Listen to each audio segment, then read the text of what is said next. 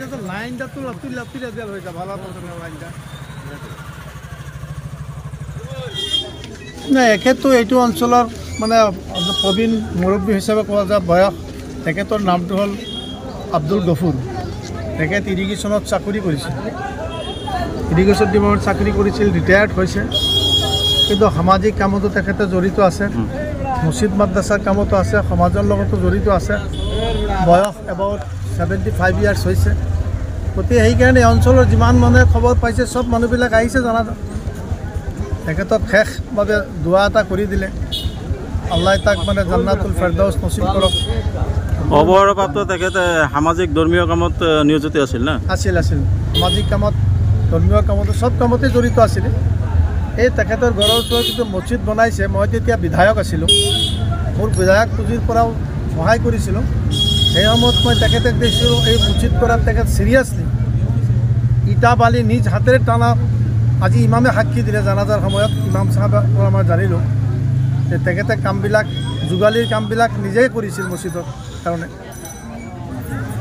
মানুহজনৰ নাম আব্দুল গফুৰ তেখেত সৰুৰে পৰাই যেতিয়া তেওঁ বুজমান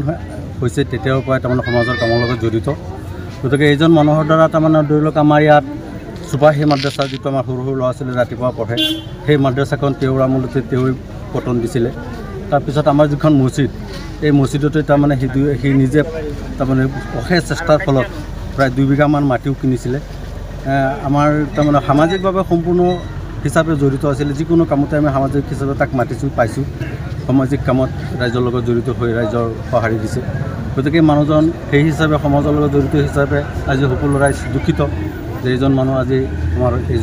তেলিয়াচাকুটো গাঁৱৰ পৰা এজন ভাল মানুহ নাইকিয়া হৈছে এনেকুৱা সমাজপ্ৰীতি মানুহ সকলো সময়তে পোৱা নাযায় গতিকে সকলো মানুহে তাৰমানে মৰ্মান্তিত হৈছে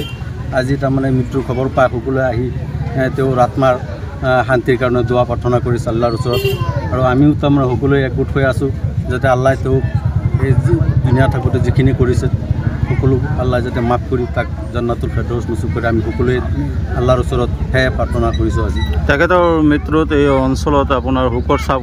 পৰিছে নিশ্চয় এনেকুৱা এজন সামাজিক মানুহ ফটককৈ তাৰমানে সমাজত সৃষ্টি নহয় গতিকে এজন সমাজপ্ৰিয় এজন মানুহ হ'বলৈ হ'লে বহুত সময়ৰ প্ৰয়োজন হয় তেখেতৰ আনুমানিক আপোনাৰ বয়সটো কিমান আনুমানিক বয়স মানে 75 ইয়াৰ্ছ হ'ব তেওঁৰ চাকৰিৰ পৰা ৰিটায়াৰ হৈছে আজি প্ৰায় 8-9 বছৰ হ'ব তেখেতে এইটো জগতত ল'ৰা সন্তান মানে আমি জনামতে তেওঁৰ 7জন ল'ৰা আৰু 6জনী ছোৱালী এই জগতত থৈ গৈছে ঠিক আছে